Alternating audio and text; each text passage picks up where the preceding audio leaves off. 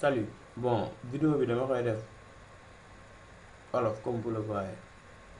Objectif vidéo bi mooy pagination la ñuy def. Pagination mooy dañuy numérer suñu page. C'est-à-dire que on a là boo xoolee ci suuf à gauche page 1 sur 15 lañ def donc 15 pages la ñu am léegi dañoo war a numéroter page yi mais du 15 pages yëpp la ñu war a numéroter parce que booy def mémoire comme thèse comme rapport comme PV d'habitude du lépp ngay numéroter parce que page de garde kenn du ko numéroter à partir introduction bi la ñu war a numéroter léegi kon ça veut dire que am na ñu war a omettre avant ñu egg si introduction bi am na page yooyu yëpp yi ñëw avant introduction kenn war ko numéroter introduction lañu commencé numéroter mu wàcc suuf léegi pour numéroter ko damay dem parce que introduction laa war a commencé damay dem ci page bi ma war a commencé sama cas introduction la moo nekk nii léegi damay yéeg juste damay positionné juste ci page bi ñëw avant introduction mooy ci kaw introduction moo nekk nii abstract la n'est-ce pas parce que abstract après introduction mooy stop ma positionné wu bind bi fi mu jeexee parce que abstract teel a jeexee ma positionné wu juste fi bind bi jeexee à chaque fois bind bi fi mu jeexee day dépendre tam li fay ne am na ñoo xam ni bon peut-être remerciement la ñuy commencé donc tee bi la ñuy positionné wu ci dernière lettre bi ñëw ci bind bi jeexee foofu ngay positionné wu après nga dem mise en page nga cliquer ci mise en page am na version Word yoo xam ni amul foofu mise en page mais disposition moo fa ne c'est la même chose foofu ngay dem nga cliquer après ensuite nga bës saut de page nga cliquer ci page suivante boo defee page suivante am na beneen document buy ñëw dañ koy supprimer da ngay cliquer nga supprimer ko pour supprimer ko damay bës bouton delete moo koy supprimer dama siy cliquer ma bës bouton delete ensuite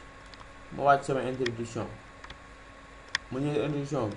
ma cliquer 2 fois ci introduction bi mooy ci bas de page bi su ma defee tak double clic dina ma bindal pied de page section 2 ça veut dire que ni sectionné na ko xaaj na ko léegi boo xoolee ci kaw fi ñu def public passage ci suufam am na fu ñu def lié au précédent boo leen xoolee dafa xaw a bleu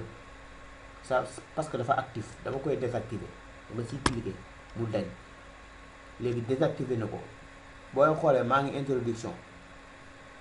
léegi damay dem insertion après ma dem ma cliquer ci am na boo leen xoolee numéro de page am na benn kii bu fa nekk benn flèche may cliquer ci flèche bi ma dem format de numéro de page léegi boo leen xoolee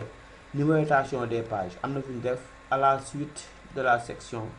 précédente am fu ñu def à partir de 1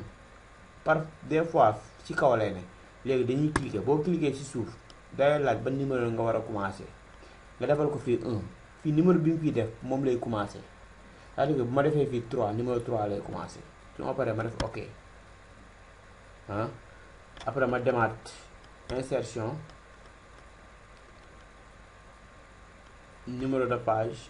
léegi numéro de page bi fan la ma réserver bas de page ma glisser ndànk ci bas de page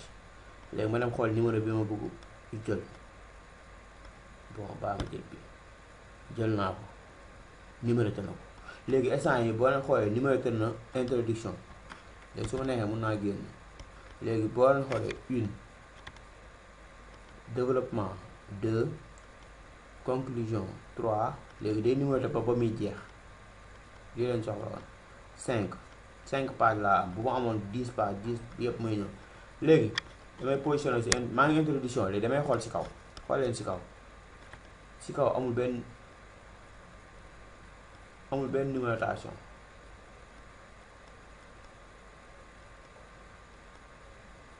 gis ngeen amul benn